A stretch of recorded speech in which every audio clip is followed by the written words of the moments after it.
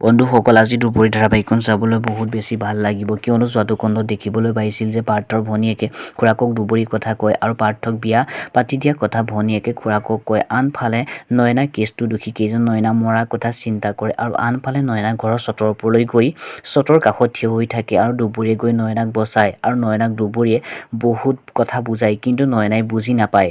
আনফালে নয়না অপৰাধী কেইজন থানালৈ আহি পুলিচ অফিচাৰজনক নয়নাৰ লগত ফ্ৰেণ্ডশ্বিপ থকা কথা কয়। আনফালে দুবৰীয়ে পুলিচ অফিচাৰজনক লগ ধৰে আৰু পুলিচ অফিচাৰজনক ঘৰৰ সমস্যাবোৰৰ কথা কয় আৰু পুলিচ অফিচাৰজনে দুবৰীক সাহসী হ'বলৈ কয়।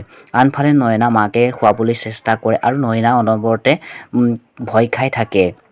আৰু আনফালে পুলিচ অফিচাৰজনে দুবৰীহঁতৰ ঘৰলৈ আহে আৰু দুবৰীহঁতৰ লগত নয়নাৰ কথা পাতে।